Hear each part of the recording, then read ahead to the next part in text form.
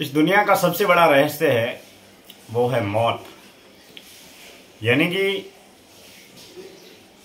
जब हमें जन्म मिलता है तो जन्म से ठीक पहले हम कौन थे, क्या थे, हम इसके बारे में कोई नहीं जानते।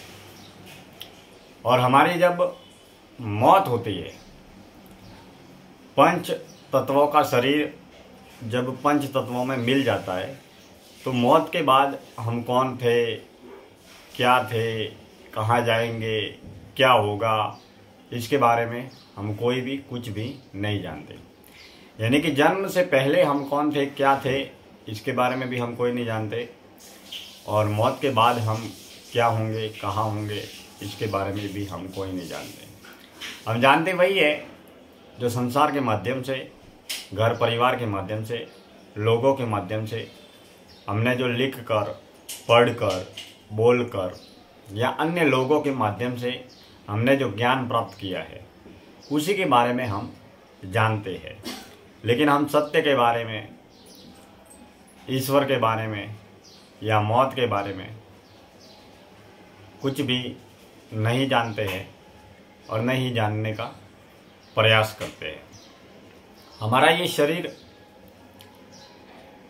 स्थूल शरीर जो इस संसार के सामने दिखता है, जो इस संसार के सामने पहचान का जरिया है, जिसे देखकर लोग आपको जानते हैं, आपको नाम से जानते हैं, आपको पद से जानते हैं।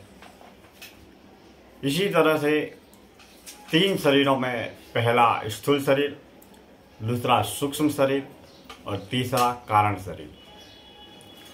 अब इसी शरीर में होने वाली चार अवस्थाओं का जिक्र मिलता है।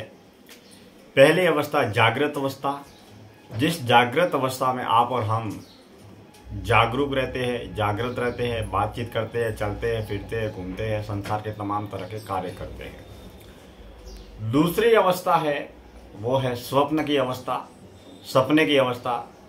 जब आदमी नींद में सो जाता है और नींद में जब सपना देखता है तब वो सपने की अवस्था में होता है, तो वो दूसरी अवस्था है। तीसरी अवस्था है वो है नींद की अवस्था। जब कोई भी आदमी नींद करता है तब नींद के वक्त स्थूल शरीर उसका सोया हुआ रहता है, लेकिन उसकी आत्मा, उसका सूक्ष्म शरीर, उसके प्राण कहाँ पर होते हैं। तो तीसरी जो अवस्था है वो नींद की अवस्था है। और चौथी जो अवस्था है वो है तुरीय अवस्था। तुरीय अवस्था जो ध्यान योगी साधक होते हैं या ध्यान योगी गुरु भगवंत होते हैं, जो ध्यान की गहन गहराई में जब डुबकियाँ लगा लेते हैं तब वो इस अवस्था को प्राप्त करते हैं। तो हम इस संसार के तमाम ज्ञान को जानते हैं, लेकिन वही जानते हैं जो संसार के भौतिक साधनों के माध्यम से या किसी व्यक्ति विशेष ने हमको बताया गया है। किसी भी पदार्थ के बारे में, किसी भी व्यक्ति विशेष के बारे में हम वही जानते हैं जो हमको बताया गया है। सत्य यही है कि हम मौत के बारे में न तो कुछ जानने का प्रयास करते हैं, न समझने का प्रयास करते हैं। अगर हम नियमित निरंतर रूप से मौत को जानने का प्रयास करें तो सचमुच कई रहस्य हमारे सामने उजागर होंगे। लेकिन उसके लिए हमें सतत प्रयास करने की ज़रूरत है। मौत सूक्ष्म शरीर का स्थूल शरीर से अलग हो जाना एक तरह की मौत है। बहुत सारे विद्वान, ज्ञानी, ध्यानी, महान मनीषी कहते हैं कि नींद भी एक तरह की मौत है।